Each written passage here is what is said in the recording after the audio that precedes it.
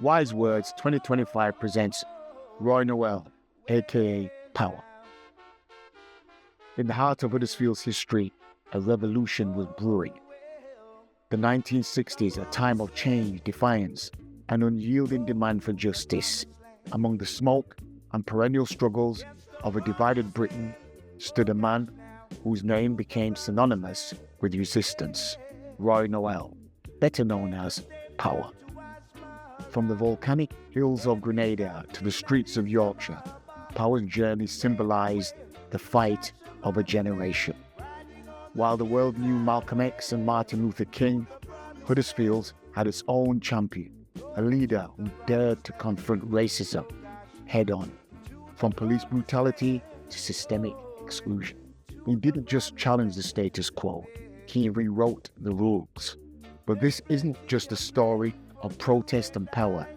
It's about galvanizing a community, a struggle for freedom and celebrations. Why did authorities raid his club 26 times? How did a movement born in Sparrow Park reshape Huddersfield forever? And what lessons does his battle hold for today? This untold story of Roy Power Noel, the man who refused to bow or bend, who strived for change for his people and ensured the Huddersfield African Caribbean community were respected, validated, and had a role in shaping the future of the town.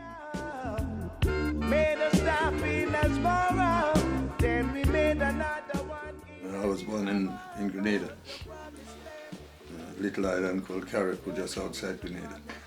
Well, I came in 1955, I lived in London, and then I moved to Birmingham, didn't like Birmingham. So I came up on and see my friends in Huddersfield, and I liked Huddersfield and stayed ever since.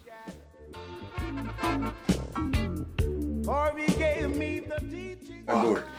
And it was never on a boat either. It was a nice boat, a Kenya. And we get nice food. We were well treated. We were well treated all the way through. Yeah. Talking about the promised land. The place was black. We argue still black today. Everybody thought it was smoke, But the people were reasonably nice where I work and so on. So I get to like Huddersfield.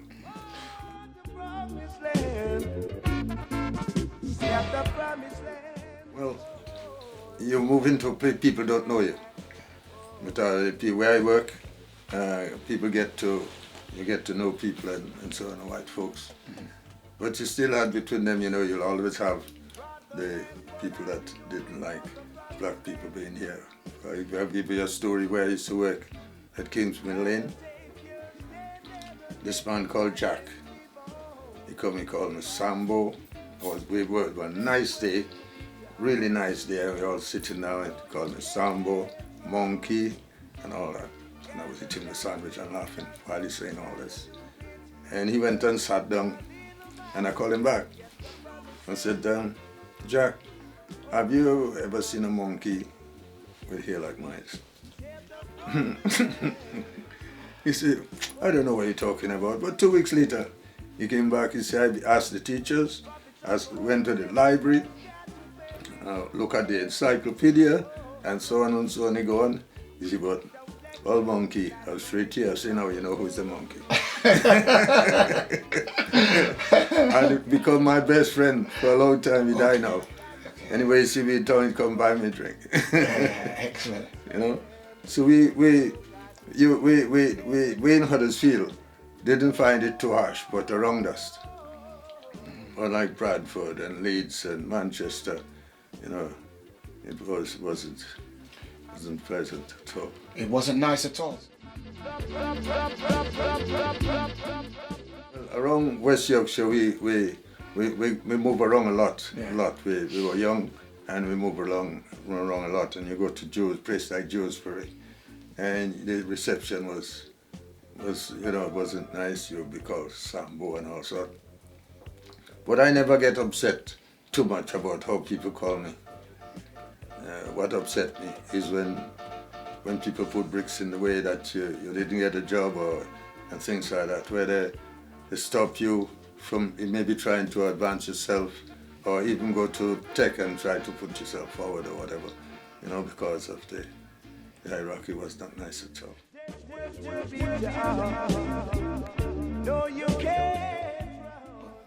Well, I find it's sometime here on the television, people talk about it, forgetting to say one thing, that when I came here, I was subject and citizen of the British, of United Kingdom and colonies, you know, and up to today the colonies still in the hands of the British, the West Indies anyway, you know what I'm saying? And I cannot understand why we wasn't wasn't allowed to be to live as an Englishman. You know, we think was put in our way. We can't do this. We couldn't get a house. In fact, I made a lot of noise about that, and got people marching and going on because we couldn't get house. We couldn't get a council house. So I went into the council. That time, that's how they call the organization was council. I went to the council and said, today I want to see the boss. And it's in 1967. Yeah. I went to the council and I said, well, we entitled to a house, and so I bring a crowd with me and everybody started to shake. And we had a good argument with them, and after that, it's like they move everybody up Shibridge. That's how it come, everybody up Shibridge. And they broke down all the houses where there's a car park now, where they're building new sports center. Broke down all the houses there because all black people stay in that area. And they mix it up in Shibridge, and that's how it happened.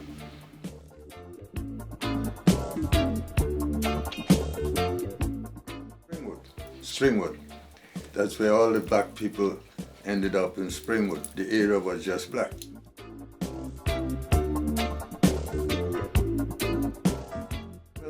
Well, we start to, myself and John Noel. John come from London, and Steve and me for a week, and we didn't sleep for the week. We were, discussion was going on like 24/7, and we get up and we go up to the Sparrow Park, and we sat down. This time I was redundant from work, so I had the time to go up to Sparrow Park, and we start to preach. Preach? Yes. What kind of preaching? Tell me to preach, man. We start to preach. That was what's happening to us by the police. Was there any more police discrimination going on? Yes, there was a heavy police discrimination against us, and I suffer personally from that because I was in front.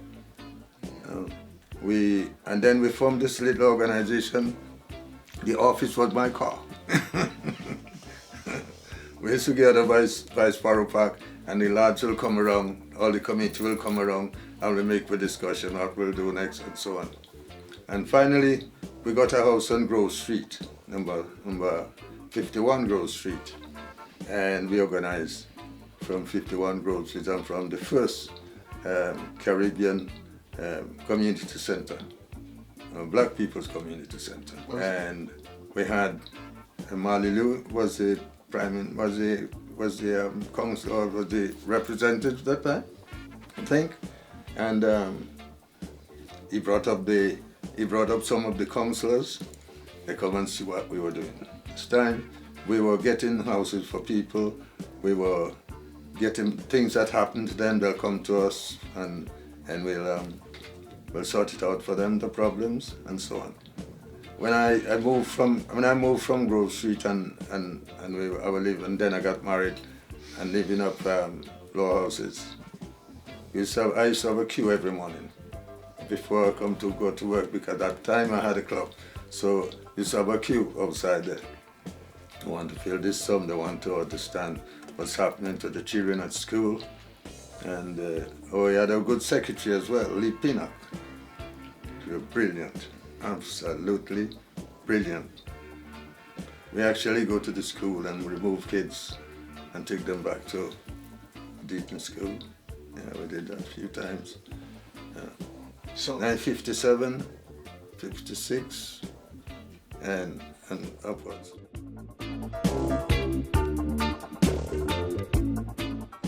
No, we set up the African Descendants Brotherhood Union.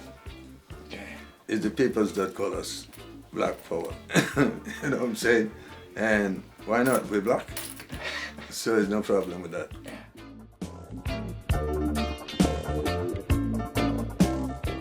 Well, no, we wouldn't go there and, you know, start to fight down people. I mean, that is not going forward at all. You know, if you go there and start violence, you just become a criminal. We're talking of what's happening to us. Social economic. Why we have O levels, A levels, going to university, why aren't we working in offices, why aren't we getting a job in the banks, what's happening, you know, and so on and so forth. And by doing that, you know, some of our girls start to get jobs in offices and so on.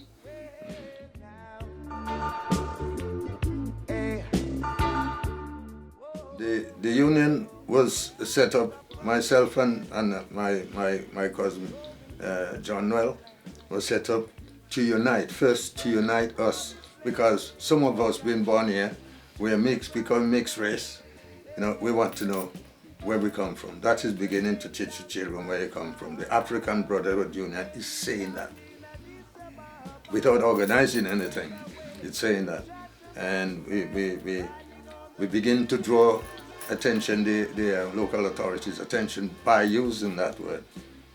And how the name power come along is when we have that, the headquarters just 300 yards from the police station, and it was open for 24 hours.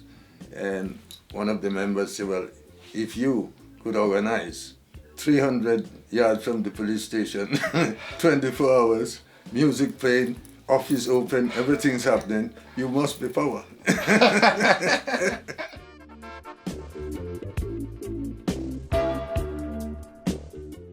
Yeah, we had a lot of matches, yeah, in Town Centre. Well, by seeing a crowd of black people getting up together and not afraid to express themselves, the authorities begin to invite me to meeting. The council invited me to meeting, but they start to recognize our organization. But what they did, you know, they start to raid the club where we organized from, and so on. And the older people get scared of the children, you know, joining this organization because they will get into trouble and so on. They don't realize that we keep a lot of people out of trouble with that organization, because we don't want the violence. We don't want the people going out there fighting the police, or attacking people on the street and so on. We didn't want that. I still wouldn't agree with that.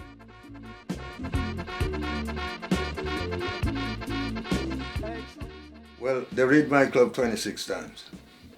Yes, and the organization headquarters upstairs, the club, and they raided us 26 times, and they arrested me about 15 or 20 times. Although they find no drugs in the place, they find everybody were members. You could not get into the club unless you're a member. You know, they take our books away, they take all the papers, or all the connection we had, you know, and so on.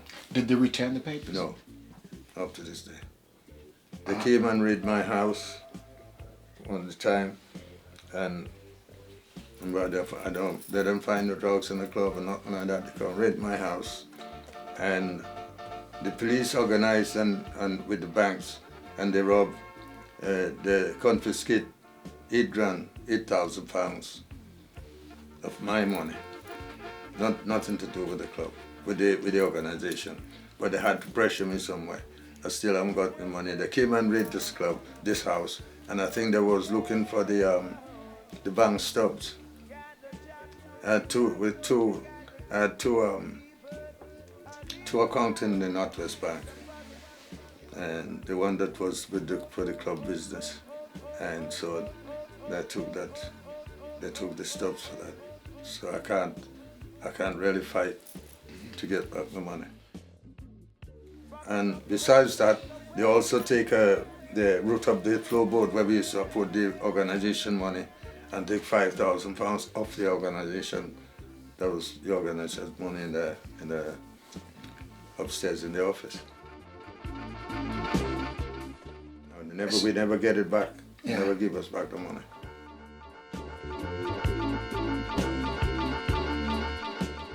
Well, the sense of black and white amongst us and the white people is the same thing. You know, like in the black people, there are a lot of black people that don't like black people. There are a lot of white people that don't like white people.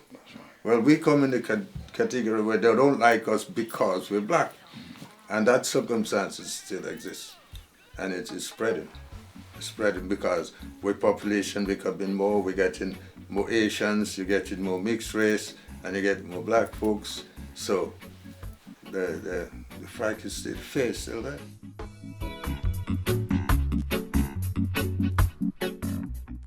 I see a great improvement in the social activities and so on, but not at work. They stop to say that the factories are not employing enough of us.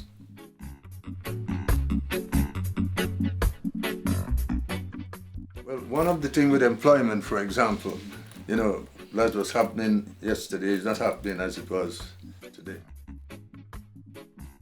For us, acceptance and going on, we have a lot of white friends now, you know, and so on, you know, which we didn't have before. We didn't have that before, you know. And I think the youngsters nowadays are not moving in the same direction as were moving. If they were doing or moving in the same direction, supporting the organization differently, the circumstances would be better.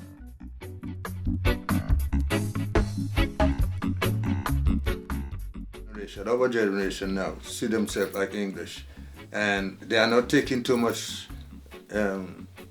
part in any kind of organization. You must realize this now, you know, because I don't think we did it right in the beginning. You know, because the older people was very afraid. You know, people that are a little bit older than myself was very afraid that the children will get into trouble and so on, and the children grew up with that kind of attitude. You know, and they go there and feel they're part of this country now. They should be able to do this, do that, and the other, and violence come into it, and so on and so forth. You know, for example, what is happening in London and up here and around the country, where black kids are killing black kids and so on. You know, that is a byproduct of the pressure we get. You know, and they form themselves like they are. They have groups like this and that and the other, because I don't think we've done enough. We did not do enough, so our children should follow.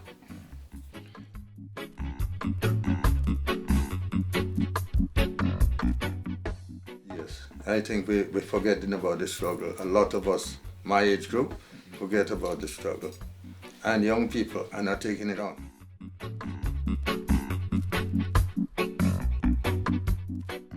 I don't know. We did enough to think, but we did not get the support from my age group. I'm 82 years old now, you know, and we didn't get the support we should get from our people.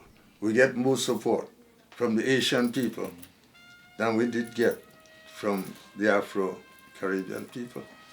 You know, so that's the situation that creates the circumstances with black people, black youngsters. You know, they don't know the roots. Some of them don't even take time to learn about the roots.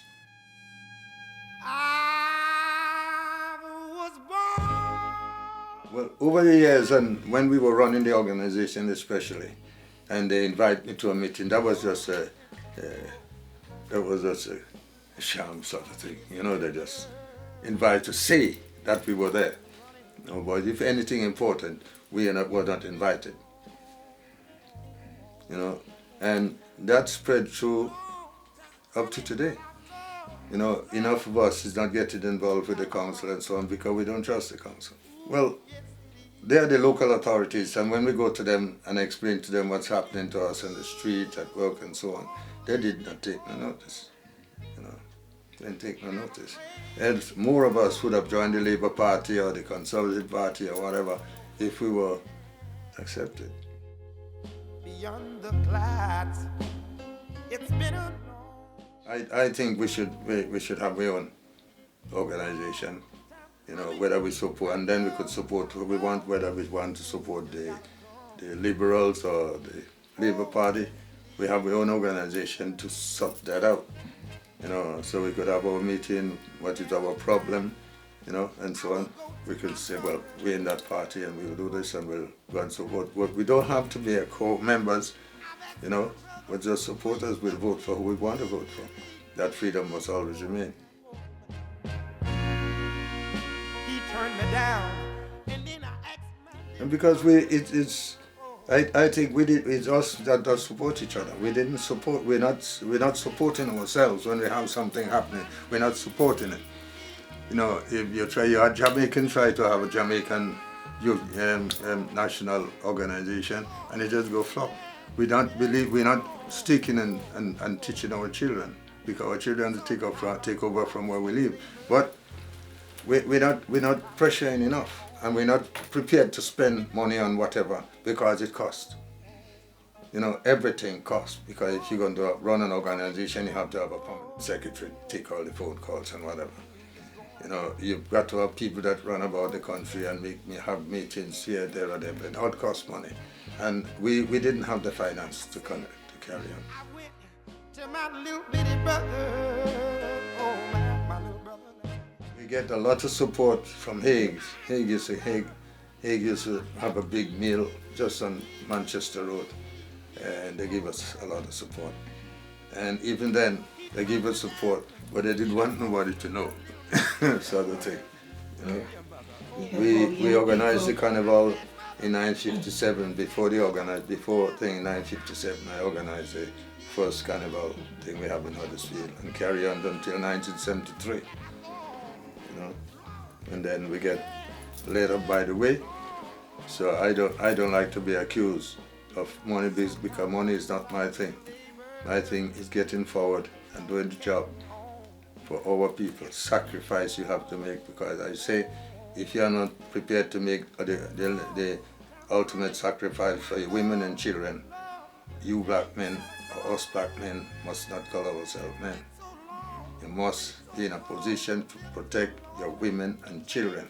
And that was one of the core things in our organization. You know, we are prepared to go forward and protect our women and children. We ain't going to get trouble, we ain't going to go and burn down the house, we're going to do, but we'll stand up.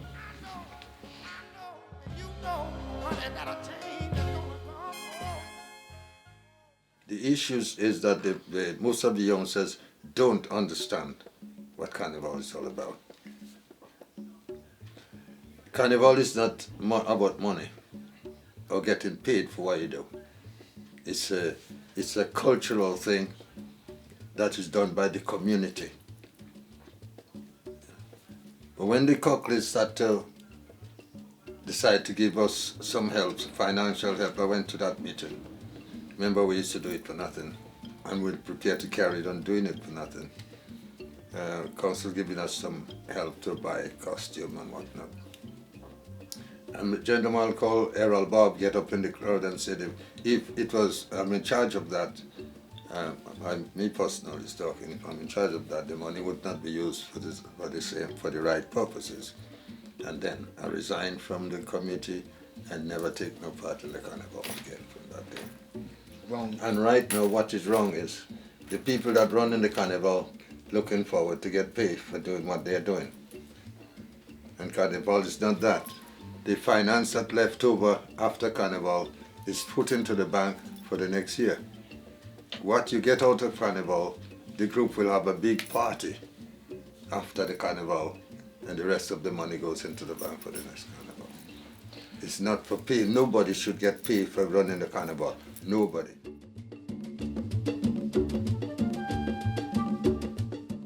The celebration was a slavery thing. You know, on carnival, we used to hold at the time when the corn, just flowers. And the people will go and break the flowers and dancing in the road, on the street, celebrating the freedom. It was a freedom celebration, you know. And some people still do it today. In Carriacou, they do it today. When I was back home the other day, and carnival time, at that certain time, they'll go and break all the cornflowers and thing, and the women and men jumping up in the street without no music whatsoever. You know, they're just making a noise and singing the African song. So when you see our carnivals today and the jumping on cars and the sexual explicit dancing, then how do you feel about that as an elder? I don't feel good about that. It's not that. It's not about that. You know, it's about that Freedom Day. That day when it's such a Freedom Day. You know, it's not going out there to expose yourself almost naked and all that kind of carried. It's not that at all. They do it in Brazil and all over. It's not about that at all. For us, it was that day was Freedom Day. You know, I was lucky to my great grandma was alive when she died when I was about 8 years old, and she used to tell me, you have to get on the carnival, you know, you tell on the carnival because it's a Freedom Day, you know, that's when we were freed, you know. It was nothing to do with money or how they're carrying on now. It's a show now. It's a big show that's going on. It's not carnival at all.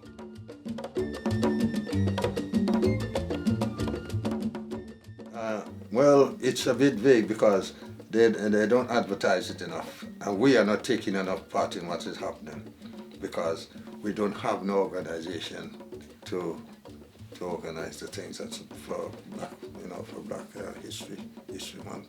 We don't have enough organization for it. The kids should be doing the bit, we should be doing our bit, and we don't. They're not doing enough.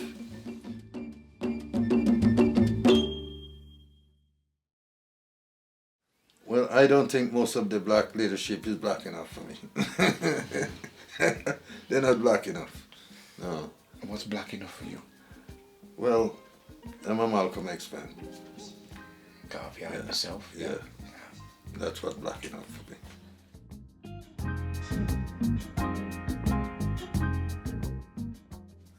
The message I could give them is that we must stick together, organize together.